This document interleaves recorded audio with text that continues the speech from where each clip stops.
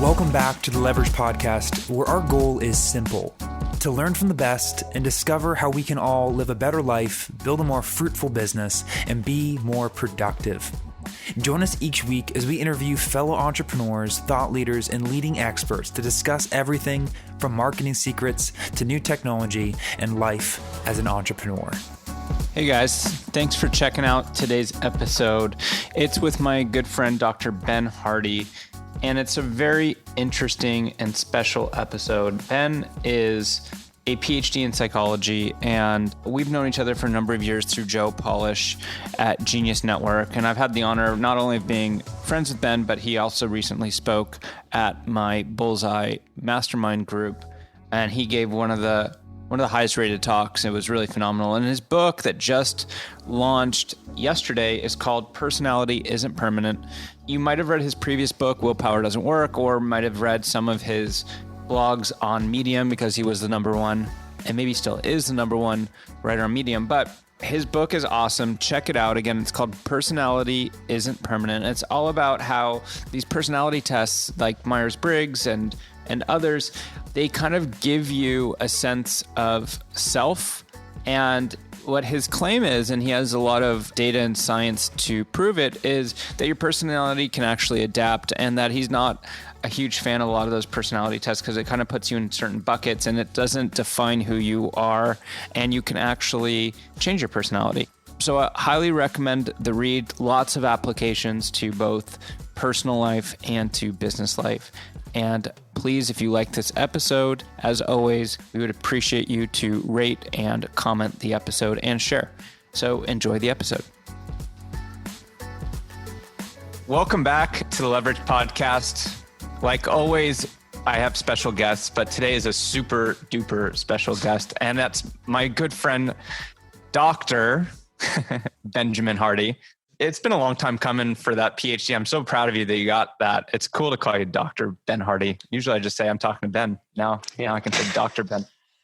So let me just do a quick intro, because a lot of my audience is from Strategic Coach, Genius Network, EOS. So a lot of people already know you because we're both in the same circles with Joe Polish and Dan Sullivan. But for the few listening that don't know you, so Ben is a PhD in organizational psychology, the author of the best-selling book, Willpower Doesn't Work. Are you still one of the most viewed people in the world? You're still the number one writer on Medium? I'm definitely the number one all-time most read writer on the platform, but I'm not the top writer there anymore. I don't really leverage the platform as much as I used to. It's not as valuable anymore, but for at least 3 or 4 years, I was the guy that was at the top. And I've definitely been read the most than anyone else, but I don't leverage it as much as I used to. Slacking, Ben. You got to get back up there. It's just not Excuses. The platform it used to be, dude. It's just not that. You can't get email subscribers on the platform anymore. They've literally removed all marketing from the platform. So it's not hard as useful. On all these platforms are hard too. I mean, like we're both writers for Inc. It's hard to, they're pretty strict about what you're allowed to put and not put. It did not used to be strict though on Medium, man. It used to be the Wild Wild West. I mean, you could do whatever you wanted there for a long time. Yeah, for sure. So Ben is an author, a writer. He's, like we just mentioned, we're both on Inc., but he is really way better of a writer than me. He's also been featured on Forbes, Fortune, CNBC, Cheddar, Big Think, Psychology Today. Like I said, he's the author of Willpower Doesn't Work. He has a new book coming out called Personality Isn't Permanent, which I want to get into and really sink our teeth into on this call. But also, Ben is a father. He has a lovely wife, Lauren, 3 adopted children. Interestingly enough, after that, then your wife got pregnant with twins. So now you have 5 kids, yeah? Yep, 5 kids. Well, a bit much, man. It's a bit much. I'm sure you're handling it great. Well, anyways, welcome to the show, Ben. This has been a long time coming. For sure. So, very happy. First of all, how are you doing with everything going on with Corona and everything? You doing all right? Family's doing all right? Family's good. 5 kids at home. We have we've developed a good schedule, me and my wife. Like I wake up super early. I come here to my office, work, come home at about 2 or 3. And my wife kind of is the rock star that handles that. We have someone who comes and helps us for like 4 hours a day just with the kids. But, the kids are pretty dang good. They're fine with it. They do homeschool. I'm still nothing's really changed for my work and my career. I mean, I'm still like driving towards these launches. So nothing changes for me. My wife a little changed up, but everyone's good. We're totally enjoying it. How about you? Yeah, I like it. Get to wear the most comfortable clothes. I mean, for me, you were always remote, right? I'm totally remote. Yeah, you're totally remote. Yeah. So, I mean, it's way less stressful when you're like us and you've already been remote. I mean, it's kind of weird in New York where you can't really leave, or when you do, you have to wear a mask and wait in line at the supermarket. Is it like that in Orlando right now? Yeah, it's just New York is such a unique beast as far as how things are set up there. I mean, I can go to the supermarket and there's masks and stuff, but it's guaranteed not the lines, and like there's several, I can drive, so like I can kind of go wherever I want. And so it's very different than I would see it being in New York. I'm not getting enough vitamin D, but I have a supplement that I take for vitamin D, so it should be cool. So before getting into your book, what was your PhD about? What fascinated you about psychology in the first place and led you on this path, to get your PhD and now writing books in the space? I grew up in a quite religious family, to be honest with you. And my parents got divorced when I was 11, totally shocked me. And both of my parents just became totally different people. Like with the divorce, my father became a heavy drug addict, was that way from 11 to 20, and like, it was just kind of weird. I mean, my life got flipped upside down. Obviously, I now view those experiences differently. I have a great relationship with my dad now. He's actually overcome all that. We're great friends. But for basically all of my junior high and high school years, my life was really kind of confused. And basically after high school, I was living at my cousin's house, doing nothing, playing World of Warcraft all day, super meaninglessness. It's actually interesting with COVID. I recently had, a lot of the people in my audience reread the book, Man Search for Meaning. Have you read that one, Nick? Dude, you got to read Man Search for Meaning, man. Put this on your to-do list ASAP. Okay. No, like this is a big It'll one. go into position like number 100, Man versus Meaning. No. Man's Search for Meaning by Viktor Frankl. Man's Search for Meaning. All right. Yeah, I know it'll be position number 400 on your to-do list, but yeah. So this book is about a guy who lived through the Holocaust. Actually, I automated everything else, so I actually have tons. I've been looking for things to do. Good. Yeah, exactly. What is it about? Well, it's about a guy who survived the Holocaust. He was a Jew who lived through the German concentration camps. What's interesting was he was a psychiatrist, and so he was examining people's lives and about what led people to somewhat do well in such horrible circumstances. Because he was a Jew in those situations. And he wrote a book all about it, but he found that anyone who lost a sense of meaning or future, you have to have a sense of future and purpose in order to have meaning. And if you don't have that, you die in the concentration camp. And so like a lot of, and so for me, I only bring that up to say like, I was going through a lot of challenges, but I kind of had this sense that I was going to do something in the future. And so that kind of allowed me to get through it. But at the time living in my cousin's house, when I was living at his house, I was totally without meaning. Like I was 19 years old, barely graduated high school, was doing nothing, playing World of Warcraft. And so I wanted meaning. I wanted purpose. And so I ultimately ended up deciding to serve a church mission. Actually, this was at age 20. And this was the thing that allowed me to like go through the transformational process. I left my home environment.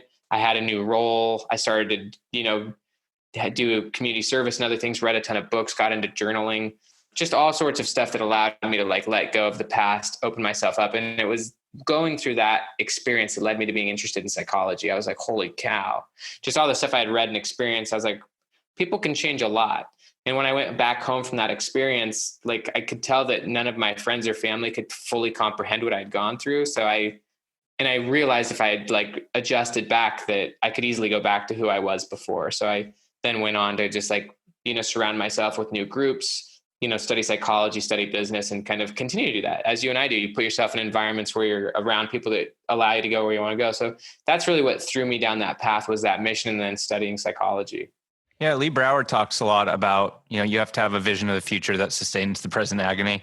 How did you get connected with Joe Polish? Was the experience and background of your dad what was like initially drew you to it? Or was that not at all like a secondary thing that you had in common? Yeah, that was what developed a deeper love. I mean, I wrote Willpower Doesn't Work. And so when I met Joe, I was already very interested in addiction, having gone through that huge background. I mean, even just earlier this week, we had to do an intervention for my brother, and I took him to a treatment facility. So addiction's a huge part of my world. And so that was a connection, obviously a big aspect of Willpower Doesn't Work. But no, I actually found out about Joe and even Dan during the first year of my PhD program. My Aunt Jane, really? Yeah, my Aunt Jane joined Genius Network, my mom's I sister. remember that. And she went through Genius Network for 2 years and it just blew her mind. I mean, I watched it. I mean, I watched her be blown away. And, you know, I've told Joe this, and so I can tell everyone else, but she let me log into her Genius Network membership area. She let me steal her membership area login. And I was watching it during my first year of my PhD program and was just watching all the 10-minute talks and stuff. I was like, holy crap, this stuff's amazing. And my Aunt Jane actually sent me a tag, a Genius Network tag, and I threw it on my backpack. This was back in 2014, like when I was first starting school. And I was like, I'm going to join Genius Network before the end of my PhD. Like that was before I ever wrote a blog post, before I ever had a website, and so I was just going to school, and that next year I started blogging and stuff. And then 2 years later, I was in Genius Network. Wait, so when did you start your PhD? In 2014? In the fall of 2014. So this was like, let's just say this is like September, October, November is what we're talking about. And then did you take a break between undergrad and grad school and do 1 year? 1 year. Yeah. So I finished my, my undergrad in 2013, and then, but I mean, I was a little older because when I was 20 years old when I went on that mission. I was gone for 2 years. And so I started my undergrad at age 22. Gotcha. I flew through it. I did it in like 3 years. So I was done in 2013, but then I started the PhD in 2014, and it was a 5-year program. Oh, we have that. I graduated college in 3 years too. But you were really intelligent and stuff like that, you know. Oh no. I just found the quick, easy path to get through. I was good at math, not good at everything else. So I was like, too. You know, you basically like the painful class. You can find the path. Well, the path for me was, all right, if a general education class is going to be painful, like actually psychology was my worst grade that I had in undergrad. But if there was something that was going to be painful, I'd be like, screw it, let's just make it super painful. And it would be like every combination of like, I would just like triple dip and just take the weirdest general elective, but it would count for 3 and I would just suffer through it. And that was the trick. Yeah. So what was your PhD about? Organizational psychology is very much like leadership, teams, you know, culture, stuff like that, just how groups work. So yeah. I don't know if we ever put this together, but I'm very good friends with Keith Ferrazzi, who was on the show a little bit ago. We've been talking about throwing a group together, like a little pop-up mastermind group. But he would be someone that you would really like to. Do you know Keith? I don't know Keith. I've read his stuff. I mean, I think Keith is cool. I've never met him. I'll if you want, I'll introduce you because I didn't realize it was all in organizations. That's his jam. Yeah, it is. It totally is. Obviously, when you're in a PhD program, you study things that are specific to you. You know, it's very much a research degree. So for the first like 2 or 3 years that I was there, I studied entrepreneurship. I spent a lot of time studying the psychological differences between wannabe entrepreneurs and real entrepreneurs. And I kind of wrote about a concept called the point of no return, where people become super financially invested and they shift their identity to becoming an entrepreneur. So I spent a lot of time studying that. And then I spent the last 2 years studying a concept called transformational leadership theory, which is kind of just a big theory of leadership, which is freaking cool stuff. But that's kind of what I studied while I was there.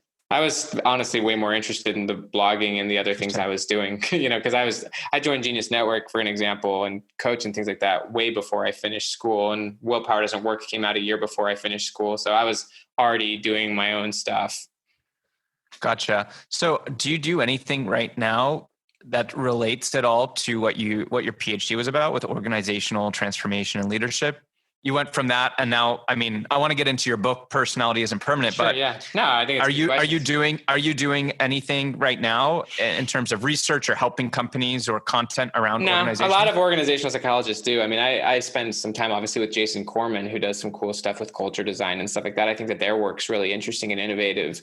Most organizational psychologists would be like internal or external consultants for huge companies. You know what I mean? And I don't have that interest. I mean, I want the education and I love the education. It influences my thinking, but I still just prefer just general writing and just smaller stuff, collaborations. Part of your research doing that PhD, did it at all come up like the concept of holacracy or anything like, have you heard of holacracy? It's like a way of governing it's a governance mechanism within organizations where you treat a company like a government almost. And there's like a constitution. You might want to check it out. David Allen, who wrote the book, Getting Things Done. Now his new thing that he's all about is holacracy. Really? And companies like Zappos have tried it. And to a certain degree, Consensus, where I was consulting, tried it. Really tricky. decentralization is like a hot topic now in companies. It's like, sounds really sexy to say you run a decentralized organization. But I didn't realize that your PhD was on that stuff. I really geek out on that stuff. Have you read, there's a book called The Spider and the Starfish, talking about how to lead a leaderless organization, and how when you look at organizations like ISIS, why ISIS is so hard to kill is because there's no kind of like head. There's no centralized leader. Yeah. Like, the analogy is like, if you take a spider, if you cut off the head of the spider dies, but a starfish, you cut off a leg and it doesn't die because like there's no kind of like central thing to kill. I'm looking at the cover of this right now. This looks freaking cool. I'm definitely going to I'll get this. Honestly. And it talks about through history, talks about like Montezuma and a whole bunch of like examples through history of why it was really hard for certain civilizations or terrorist organizations to be defeated because of the way the organization's structured. Anyways. I love it, dude. That's a whole other thing. I'm going to buy that book and I'll listen to it. The Spider and the Starfish. I think that you'd really like it. The Starfish and the Spider is what it's actually called. Oh, sorry. I love it, dude. It's cool. Actually, I liked it so much. I bought like URLs with the name in it. I was like, maybe I should like just pop up some consulting company down the road called that. It's a 2008 book, man. So, I mean, it's been around. So personality isn't permanent. I started reading it and it's awesome. What was the motivation? Like, what's the why behind this book? Because I know from talking to you, I know how much effort you've put into this book, like, and how you have this huge vision for what this book is going to be. And no doubt, like, there's possibility of doing the millions and millions of copies like that's expected here. So what got you so passionate about this topic? Why did you write the book in the first place? Yeah. I mean, I was not seeking to write a book on personality. It's obviously like, it's the most central topic in psychology. It's at least like general psychology. Obviously I had studied through the PhD and learned about test development and stuff like that, why tests like Myers-Briggs are really garbage science, and why I definitely wouldn't recommend those for hiring. I think there's much better measures for how to like look for people. So any categorical test is garbage, but that was not really the reason I did it. Actually, it was during 2018. I was reading the book, The Body Keeps the Score. I don't know if you've read that one yet, but Joe obviously heavily talks about it. I wanted to read it because I just wanted to understand its connection to addiction. Honestly, I just written Willpower Doesn't Work. The Body Keeps the Score is all about trauma. Me and Joe actually had gone up to an event of Gabor Mate's, and he's like one of the top trauma experts in the world. And obviously this whole book is in trauma. The Body Keeps the Score is not my book, but I read that book, and honestly, there was so many big concepts around personality that I was like, holy cow. They just really stuck out to me. And I know that when stuff like that happens, then I know that that's probably something I should think about. Like, I heard the word personality thrown around, and it was starting to kind of trigger me. Like every time I'd hear it, I'd like think about it. But when I was listening to The Body Keeps the Score, he talked about how trauma freezes your personality. It keeps you stuck in the past. It leads you to being psychologically rigid, shatters your hope and imagination. So you can't really have a sense of a future self once you've been so defined by negative experiences in the past. I just thought that was really interesting, because one of the core dogmas or ideas in psychology is that the best way to predict a person's future behavior is by looking at their past behavior. And obviously, as someone who wants to grow and change, you don't want that to be the case. You don't want your past to be the thing dictating you. And I just came to realize that one of the big things, obviously, is trauma that leads to that. And so I wanted to write a book about the other ways beyond trauma that lead people to becoming overly consistent and predictable and keeps them stuck in patterns versus kind of the common belief. And the common belief is that your personality is just who you are, which isn't true. So I just thought this could be a really useful book.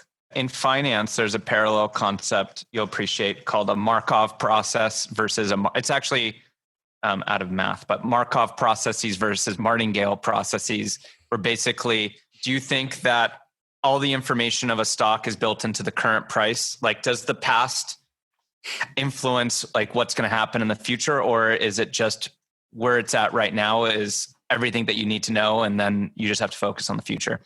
One of the quotes that I loved in your book is, steel can be any shape you want if you're skilled enough, and any shape but the one that you want if you are not. It's towards the beginning of the book, but I thought it was a really powerful quote to pull out for this. And it goes well with what you were just saying, how personality is not permanent.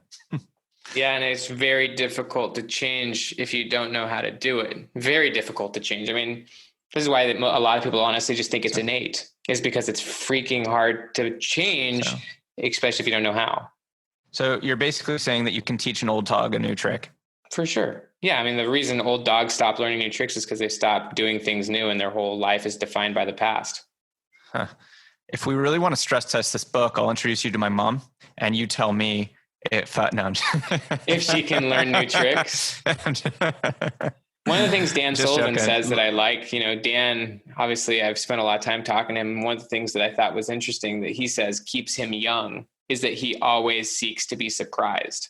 And I think that that's something that's unique. I think that as people age, they stop being surprised that much. They keep dealing with the same situations. They've got such a tight worldview. But Dan, he's literally someone who he stress tests his ideas as soon as he has them. And he says most of them, like, they get changed immediately. And so I think that idea of seeking to be surprised is big. But I think that what you're talking about with your mom is common. I mean, it's why we say that you can't teach an old dog new tricks, is because usually a person stops doing radically new things as they age. They stop dealing with uncertainty as much. I was just joking, Mom. If you're listening right now, I love you. We love you. We love you, Miss Song. So are there any personality tests that you feel are accurate or that people should use in a hiring process? Or what would be a replacement or a better strategy than using one of the out-of-the-box personality tests? The most popular personality tests, like the Myers-Briggs, Enneagram, DISC, et cetera, those are probably the worst. They're not good science, but also they're like the most inaccurate view of personality. They put people into categories, and ultimately those become a fixed mindset and kind of a strange way of looking at people. There's a lot of better ways of doing things. Like kind of the big 5 personality factors is kind of the best way to look at personality. But I even would say that that's probably not the best tool for hiring. But that looks at personality as factors. It would never put someone into a type. You're somewhere on a spectrum, and in different roles and in different situations, you're going to be at different places on that spectrum. But I would say tools honestly, there's really good validated tools on things like grit or learning ability or intelligence or social ability. You can study people, you can create a battery of tests on things that actually predict successful behavior. Personality tests like the Myers-Briggs, they don't really, I don't know, I don't think they predict much of anything, but they're not good tools. So I would use more validated tools on aspects of, traits or whatnot that actually lead to success, intelligence, things like that. I mean, there's a lot of research now in grit as a scale, and that's something that you would obviously want. So Ross Thornley, who just posted a comment, he's in the group. Do you know Ross? He's in Free Zone. I think he's in Free Zone Frontier from Dan Sullivan's group. I don't know Ross personally. Maybe I've met him. Every time I go to strategic coach, my brain just goes fried. So he's creating an adaptability assessment. Oh yes, of course I know Ross. I know Ross big time. Yes, yeah. I mixed up his last name. Yes, his stuff is freaking good. I love his stuff. But adaptability would be a skill that you would obviously want. Yes, I know Ross very well. Okay. I was mixed up on the last name. Are you aware of any experiments? I'm sure there have been, and I'm sure it would be interesting, where you basically tell someone that their Myers-Briggs is just some messed up random, or their Colby or their DISC, and you basically tell someone some random profile, and then you see if they try to fit. If you tell someone that, does that influence prophecy? Yeah. Has there been studies on that? Well, yeah, I'm not sure if on directly on that, but yes, I mean, basically people live up to roles and personas. I mean, I talked to a guy who used to train on DISC. He said that when he would go into an organization and they would do one of these team meetings and he would give people the test, that as soon as everyone, by the way, was totally congenial and everyone was really doing great. After they took the test, everyone broke into the 4 categories, and there was immediately division in the environment. But he said that all the people who got the D score, which I guess is the leadership score, became really strong Ds. They would walk around really egotistical and stuff, and the others would cower in the corner. And so the category really did kind of frame out, if you believe it, your identity really drives your behavior. And that's really what those tests do, is they give you an identity. Well, I guess probably you correct me, but isn't one of the biggest or most popular studies of this the Stanford prison experiment? That's a classic. Yeah, that role shapes, your actions. I mean, I actually go into it in the chapter on environment. I had to refuse to put Stanford prison in the book just because it's so popular. But yeah, I mean, your role predicts your personality in so many ways. I mean, think about it. You have different roles in your life and you show up differently in those roles. And sometimes you can go back with old friends and you can fall back to the old role, so like role and environment obviously is huge. And the prison experiment is a classic one. What happened to those people after the experiment? Like going through something like that, where it's so drastic, does it did they have permanent issues afterwards where like they thought they were a prison, like they acted like a prison guard for the rest of their life? I don't know. Like that study has become so mythologized that it's hard to know what's fact and fiction about that. What I've heard, but I've read many different dimensions of that, is that, obviously there was some big psychological damage afterwards. This is part of why they had to end the study, but that again might be myth. I actually detail an event where I was dating my wife. When I was dating my wife, I was quite a different person than the person I was in high school. And, but we ended up going and hanging out with some old high school friends, and just being in that environment, they started, they were still talking like we were in high school, like using foul language and like just talking like we did. And when we left, she was like, you were just barely a person that I don't know. Like, she was like, that was not the Ben that I thought I knew. I'm like, I'm not really that person anymore, but like, that, and it's not like I was like a bad person, but it was like immediately when I was in that situation, like we went back to just being who we were. And so it's just interesting how that works. I found the same thing. When I'm around my college buddies, I'm like a different person. So what are some tricks or tactics?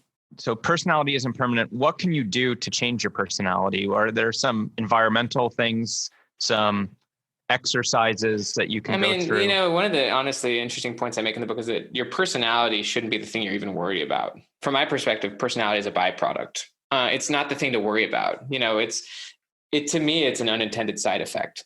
The thing that matters far more is your identity. And this is why one of the reasons why personality tests are damaging is because they lead to a fixed mindset. There's two resources I would tell people in this. One is a TED Talk called The Psychology of Your Future Self. This is from the Harvard psychologist Daniel Gilbert. He's been studying personality change over time. I'll explain that in a second, but there's another little lecture. It's just, I think, an article by a guy named Paul Graham. Do you know Paul Graham? You know who he is? Yeah. Yeah, he wrote a book. He wrote a little article called Keep Your Identity Small. The thing about identity is that when you have a strong sense of identity, it leads to tunnel vision. Labels lead to tunnel vision, And so like, I'm just starting to kind of just give some overarching perspectives, but then I'll kind of obviously give the tics, strategies, et cetera. There's plenty. But I just want people to realize that if you overly define your current identity, that can really stop you from being flexible in the future. Basically I'll just use you as an example, Nick. Are you the exact same person you were 10 years ago? No. Not at all? Or are you? There's elements that are the same, but I've had so many different experiences, positive and negative, that has influenced how I think and act and react. Yeah, I guarantee it. Yeah, you're someone who's seeking growth and learning. Most people. So Gilbert asks people that question. In his research, are you the same person you were 10 years ago? Practically everyone says no. Most people are like, not at all. So like really quickly, it's easy to tell that you're not the same person you were before. You and your former self are two different people. That's healthy to say. It's good to have empathy towards your former self, not judgment, especially if like I actually talk about Tucker Max in the book, and he has empathy towards his former self. He's not the same guy, but it's also really important to realize that your future self is someone different. So there's a lot of research about how you should view your future self as a different person than you are today, not the same person. And that if you use that future self, then you can use them, to make better decisions here and now. Like, have you heard of deliberate practice, Nick? No. You've heard of the 10,000 hour rule by Malcolm Gladwell? Yeah. So basically go ahead. Same concept? Gladwell popularly stole it and kind of tainted it. You could do something for 10,000 hours and not get very good at it, right? Yeah. Basically, the idea comes from this concept of deliberate practice. And deliberate practice is the idea that you're actively working towards something very specific. It's called deliberate for a purpose. It's basically transformational learning. You can't engage in a specific type of learning or process without a specific goal.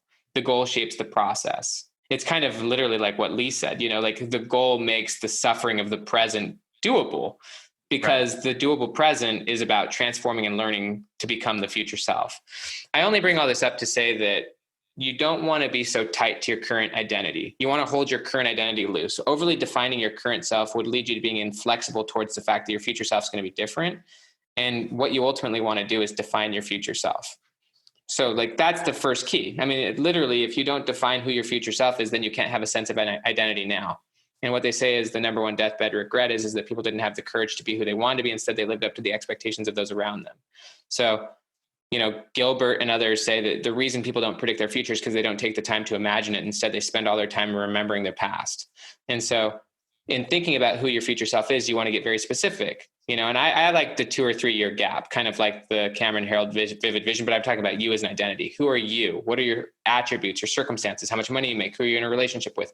Once you have that, well, so here's the thing is once you've defined that, by the way, if you don't have a clear sense of a future self, you don't know who you are today. Because think about it, if you don't know who you want to be in the future, it literally doesn't matter what you do today. You can be on Facebook all day. Like, it literally doesn't matter. So future self determines current identity, but it also then should determine current story. So one of the things that frames identity is the way you explain yourself. That's one of the reasons why I'm not a fan of the type-based personality test, is because that story becomes a fixed mindset. In my opinion, your identity narrative should actually be based on your future. And like, when you really hear people like Elon Musk, that's what they do. Elon Musk talks about how he's going to die on Mars. Just as one example, has he made it to Mars yet? Obviously not. But like, that story is obviously guiding his behavior. He's not the guy that's constantly talking about the past. And so I would say the next big step, once you've taken the time to define your future self, and this is the courage aspect, is to start telling everyone about who your future self is. This first off allows you to believe it. And it then creates an environment where you've created an environment where it's either expected, it's encouraged, or it's discouraged. And if it's discouraged, obviously, that probably those people want you to stay who you are for their own sake. But if it's encouraged, then like, you'll want those people to help you. That's kind of the first step. There's obviously a lot of other elements, investing in your future identity, surrounding yourself. I go through many strategies in the multiple sections about where to go from there. But I think that's the big first step. And it's essential. And then telling everyone about it and having that be your new narrative. Well, I guess joining groups like Genius Network with Joe or Strategic Coach with Dan Sullivan and getting involved with environments. Those are very reinforcing of your future self. Yeah, I guess that definitely helps probably to some degree shape personality and future self, right? Definitely. Yeah, I mean, I'm guessing that in being in those environments, you've had a shift in perspective, or maybe even a shift in goal to some degree, right? Or at least an encouragement towards goals. Like, how have those groups either helped you move towards your future self or influenced or expanded it? Well, I mean, in many, many ways, I think that it's changed my values too. It's changed how I think, right? All of those things are aspects of your personality, the things you value, the things you prefer, the things you prioritize, the things you ignore, Yeah. I put zero value on my marketing and networking because my background's in math and engineering. And then joining those groups, I'm like, oh my God, there's a lot of holes in my tool chest that I need to fill here because these things are super valuable. We both know Lee Brower. Lee, for those of you that don't know Lee, he is a coach at Strategic Coach and my business partner in our mastermind Bullseye. One exercise that Lee does, did he tell you about his yearly exercise he does with videos? I think so. I think he sat and told me about it, but you take him through it. It's good. Lee's got some stories, so you might not. It's hard to remember all of the Lee stories. But Lee, at the end of the year, records a video of himself for the next year. So every year he's watching a video he made for his past self and then makes a video for his future self on thoughts and goals and, whatever he wants to be in the next year. I think that's a really nice, when he told me that, I'm like, man, that's a really interesting logical exercise that most people probably don't do. So if personality can change, can identity change too? Or is identity fixed? And so your identity can change and your personality can change? I would say identity should be a lot more flexible than personality, but identity should be the thing driving personality. I think a lot of people... Identity drives, gotcha. Yeah, your identity is how you define yourself. You probably see yourself and describe yourself quite different than you did 5 years ago. So your identity has changed. The question is, how deliberate are you about your identity? So personality tests can give you a sense of identity because you could say, I'm an X, I'm an introvert, I'm a quick start. That's an identity statement. Of course you can change your identity. My identity is quite different than it was a few years ago. I'm now a father of 5, right? I've got, but that's even still factual. Go ahead.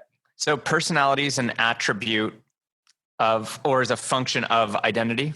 I would say that it should be, and it often is, because your identity is the lens through which you see the world, and it usually is the thing guiding your behavior. And so your goals, whether they're explicit or not, are the thing defining your identity.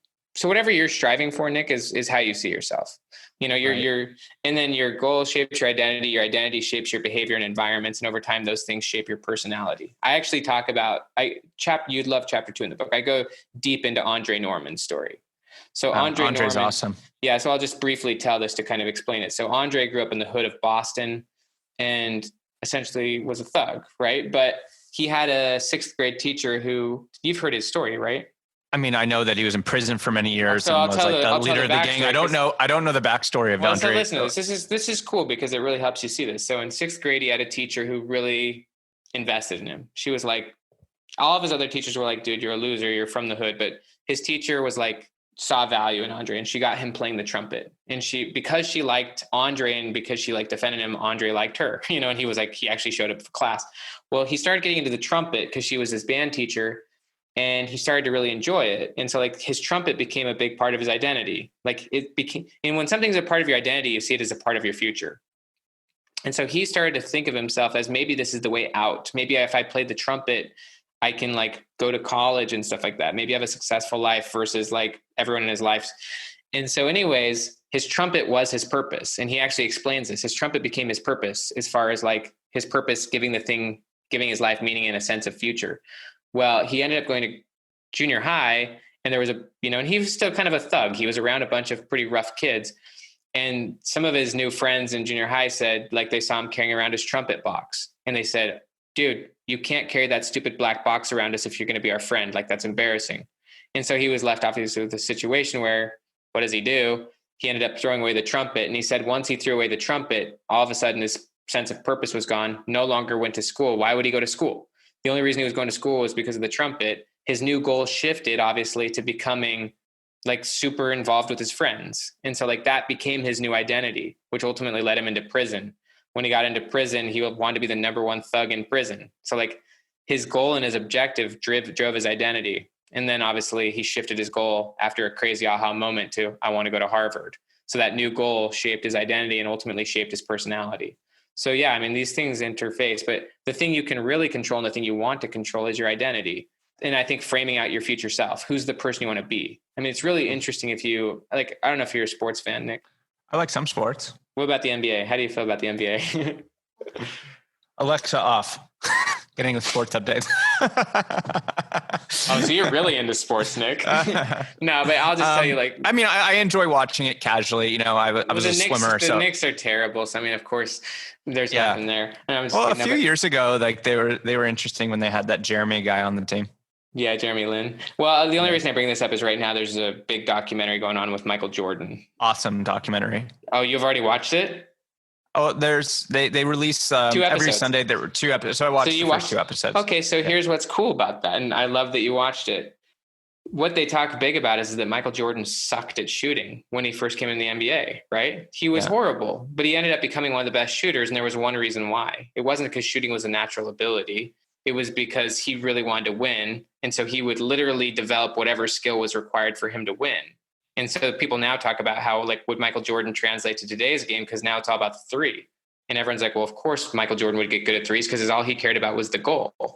And I think that this is kind of the crucial insight is that most people think that your personality is innate and that you should just do what's natural or easy. And so your goals should be the byproduct of your personality. In my opinion, your personality should be the byproduct of your goals. You should just do whatever's required to be who you want to be. I mean, even writing this book sucked to write. Not fun, not easy. It's not a natural ability. Some people might think it is. It was not easy. I had to get so much coaching and emotional support to write this freaking book. And you had Tucker helping you with the book, right? Tucker edited it, but he also gave me huge emotional support to get through a lot of the lows to attempt it. And, you know, it's not like this is a natural thing. And it wasn't actually easy for Michael Jordan to become good. They talk a lot about that in the documentary, that he was freaking burned out. It was so hard for him to do what he was doing. So I think that the idea that your personality is your natural strengths is a really stupid idea. And it leads to inflexibility. They also talk about how Kobe Bryant was similar to Michael, and maybe not from a talent perspective, but from just a mental toughness and desire to win. Yeah. I mean, they were just very fixed on their goal. And so they then would become whatever was required to achieve that, rather than diminishing their goals to fit what they saw as where they were. Yeah. I had a good conversation. Do you know Phil McCormick? The Irish guy? You'd like him. He's interesting. He was talking about the difference between a gift and a talent, and how a gift is something you're born with, but a talent is you get good at something, but it's through hard work. It doesn't necessarily mean you're gifted at it. It was like kind of hard to wrap my head around it at first. And I'm like, oh, okay, it makes sense. So I to some degree agree. I believe you developed gifts as well. As weird as that sounds. Really? Yeah, Ooh. I think gifts are given to you. You guys should do a podcast together and argue about that. So what's your next book? Identity is Not Permanent? No, this book really covers that. I think when you go through chapter 2, you'll totally get it. Now, the next book is, Who Not How. Well, no, yeah. I mean, that book's already done. I'm definitely starting into another book. It's probably in about 2 months. I'll start the next. Me and my editor are already talking about the next book. So if personalities derived from identity, both can change over time, what is identity derived from? Like, do you have something that is immutable, that is just who you are? And then from that, there's identity from identity? Personality is far more persistent than identity. Identity changes through a person's life, unless they really cling to a story. Aspects of your personality will definitely float, even if your identity changes. I mean, you're not the same guy as you were when you were 10 years old. You don't describe yourself your identity changes a lot. And so, yeah, identity is quite flexible. I mean, the research on personality is really interesting because like longitudinal research shows that like the longer the gap between when you study someone's personality, the more different it will be. We all change throughout life, just through experiences and through events. And I think a lot of that has to do with shifts in identity. But as I said, like your identity is derived from your goals. It's derived by the things that you're pursuing and actively seeking. Like that's the thing that's driving your identity. So is there anything that remains constant in someone's life within the context of those of what we're talking about? Many aspects of it's not like your whole identity changes. There's aspects of my identity that are quite similar to 5 years ago, but many aspects of them have changed as of my preferences. I mean, there's certain things that persist. There's certain things that don't need to change. There's aspects of you that you don't want to change and that are relevant to you moving forward in your future. So it's not like you have to it's not like it's just like one thing. It's a mix of things. I mean, as for myself, I'm still a very spiritual person. Like that's still a big part of my identity. That's going to be a big part of my identity in the future, I imagine.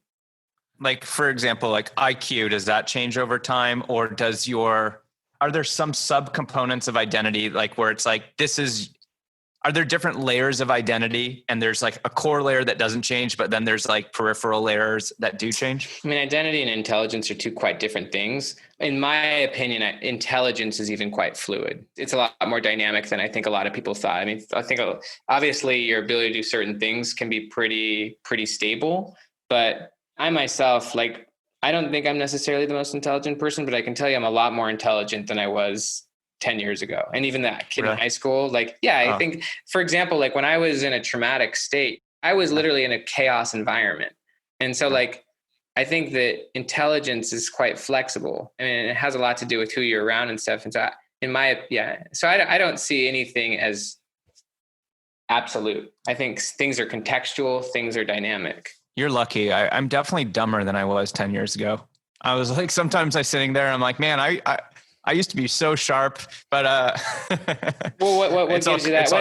Well, let's just let me talk to you about that for a second. Like, are the results you're getting in your life, and are the things that the tasks that you're tackling actually less impressive than what you were doing 10 years ago? No, I think what it is an environmental thing. Like when you're just in school and all you have to do is focus on getting a good grade, you can get hyper-focused to execute that. Now running a company, you're just pulled in so many different directions that I feel more distracted, less sharp because of the environment of being pulled in a million directions. I miss being in school where you could just go and think about something for a full day, just think about one thing. Yeah. You don't get that anymore. So I think that's why I'm saying I feel less sharp, because I never get to have deep thought on a problem.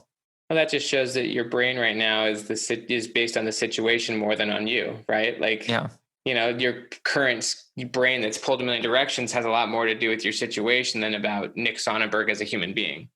Question we got in the Facebook group from Wesley.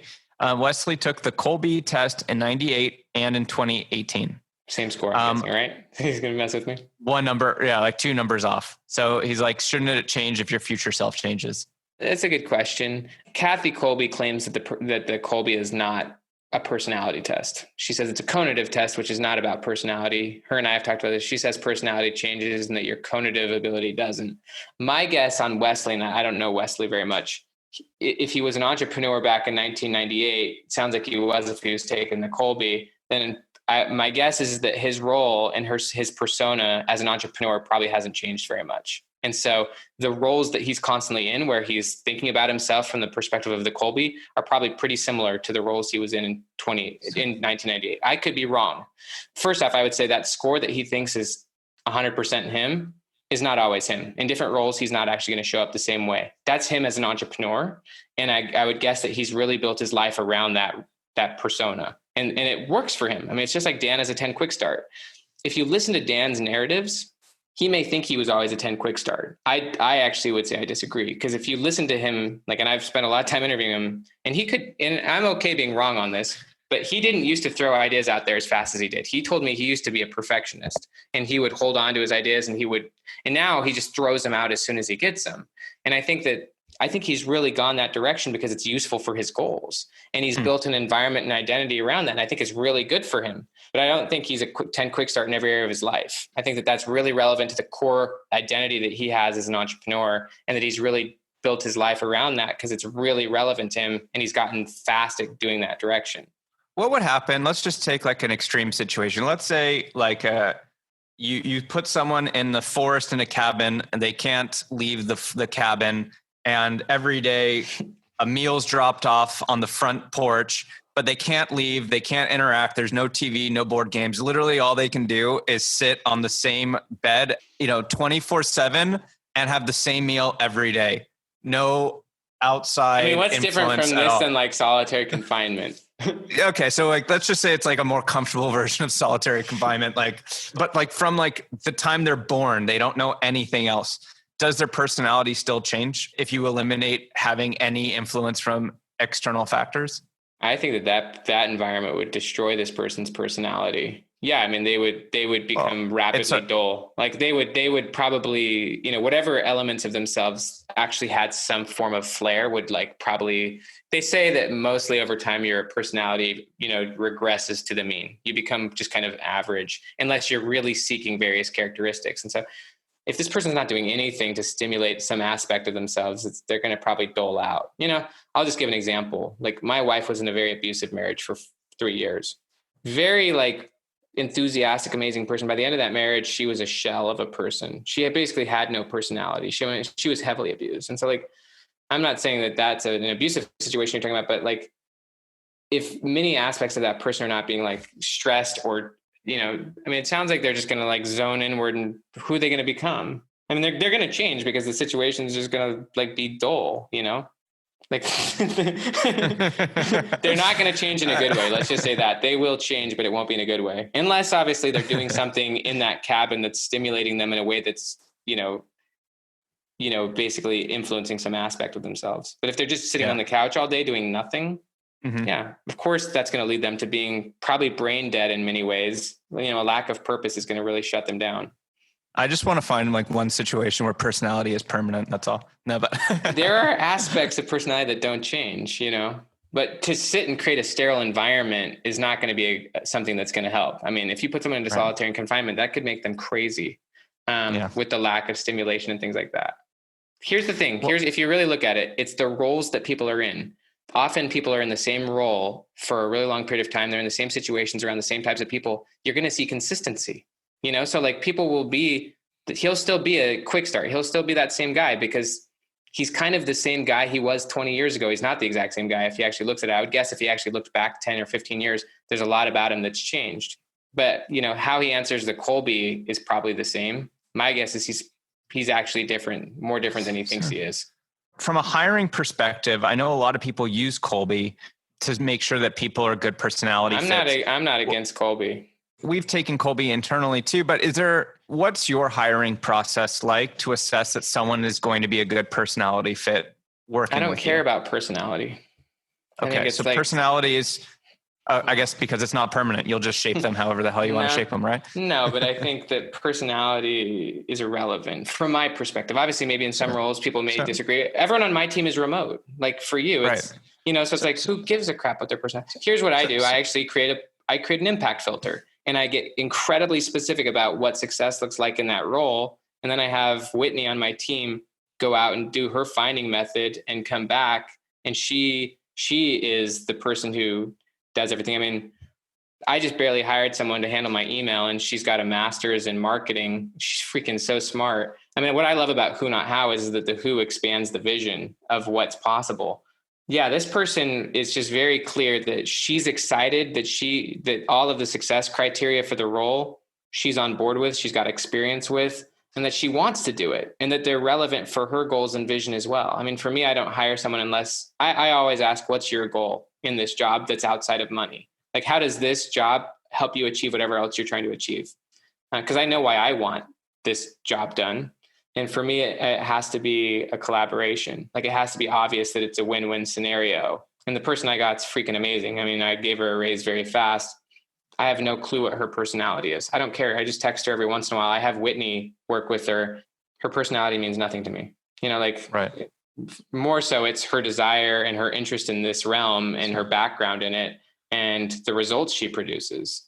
So you ask what someone's long-term goal is as part of the hiring process, and if there's a misalignment. I ask them, why this job? Like, what is it? How is this job going to help you get where you want to go?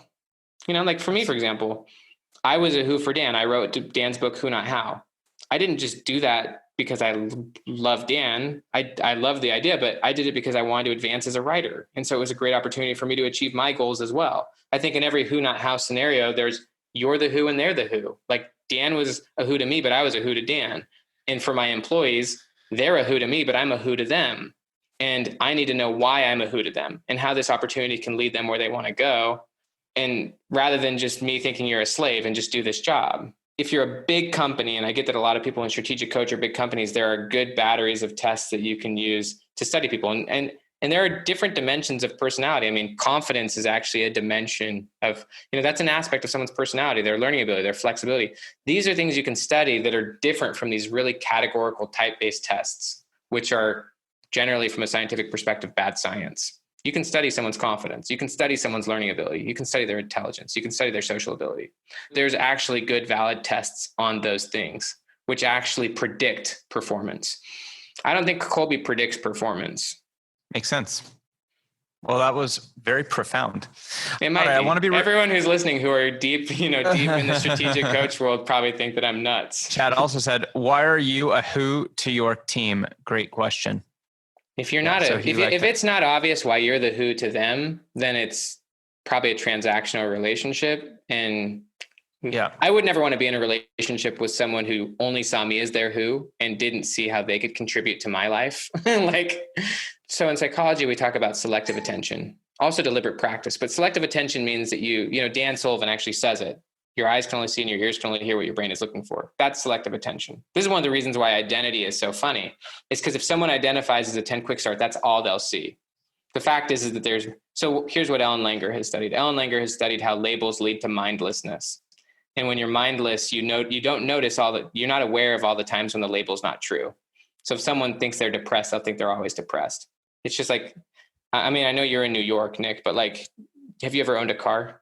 Yeah, it was one of the biggest mistakes I made, actually. I was paying like $600 a month to park the car here in New York, thinking I would use it on the weekends, and I used it like once every 3 months. So have you always lived in New York? So for us who don't live in New York, like when you buy a car, there's an experience that you often have, and it's that you see that car everywhere. I don't know if you had that experience where you noticed other times when you noticed the car that you own all over the place. Have you had that experience?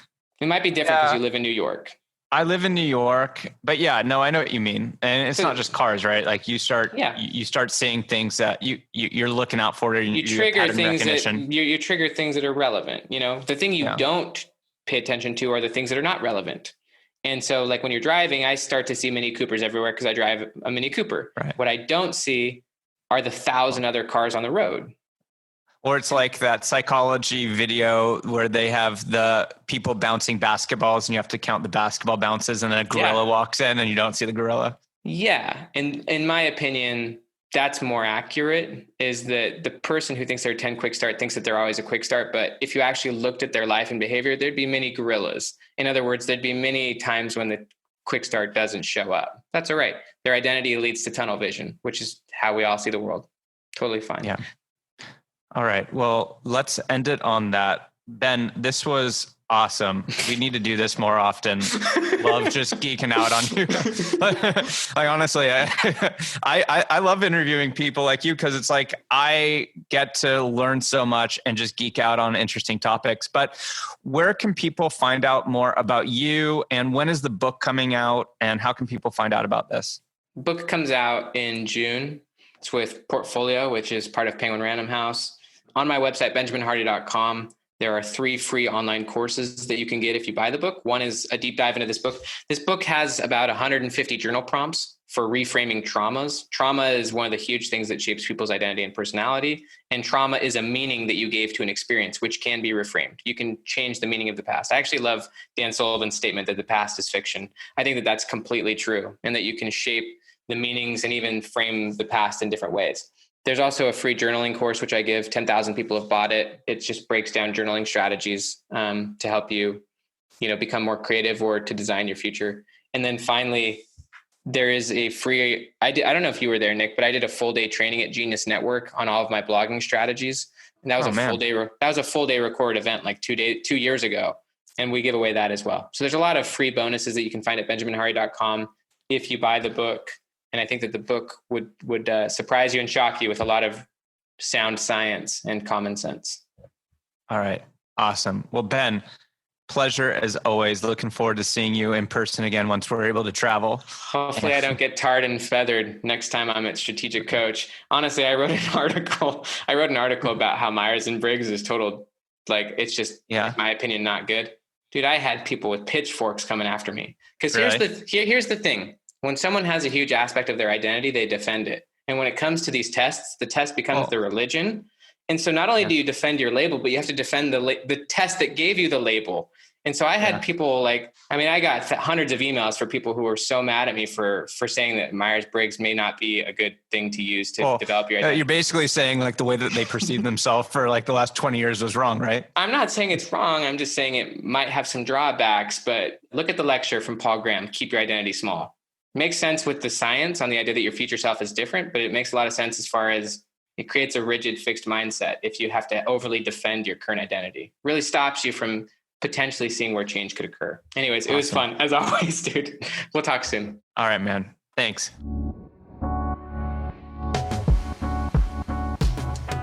We hope you enjoyed this episode of the Leverage Podcast from getleverage.com. Please let us know what you think. Rate and subscribe on iTunes. Leverage is an on-demand outsourcing platform that helps small business owners and entrepreneurs scale their business. We have experts that can help set up marketing and sales funnels, your email marketing, podcasts, social media creation, paid media, and much more. Grow your business overnight with a team of experts you can trust to deliver. Accomplish more. Visit getleverage.com.